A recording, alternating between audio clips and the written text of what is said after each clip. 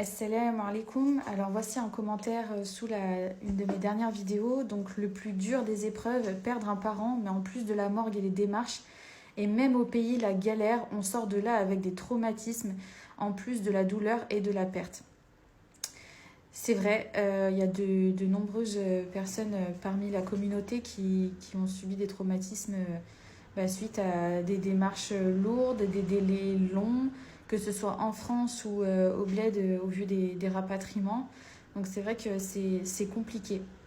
Parce que des fois, on aimerait pouvoir faire notre deuil, mais il y a certains éléments qui ne favorisent pas un bon cursus pour le deuil. On a plusieurs étapes au niveau du deuil. On a d'abord le déni, puis après on passe par la colère, l'acceptation, puis vient la tristesse, etc. Il y a plusieurs étapes et en fait, des fois, on reste bloqué dans une seule étape parce que il y a des démarches qui font, des choses qui font que ça avance pas correct comme on voudrait.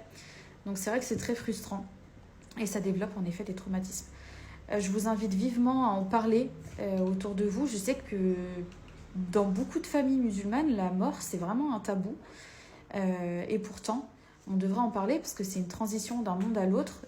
C'est un sujet qui est très méconnu et c'est pour ça que je m'efforce à développer sur mes réseaux sociaux ce sujet-là, à répondre à chacune de vos questions si je le peux. Donc voilà, le seul conseil que je peux vous donner, c'est justement libérer la parole en fait. Parlez-en.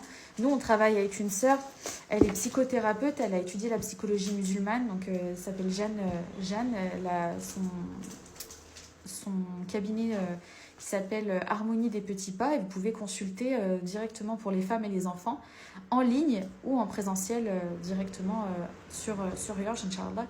C'est vraiment, ça fait beaucoup de bien de parler. Donc ce que je vous conseille. Voilà, salam alaikum. Qu'Allah vous facilite.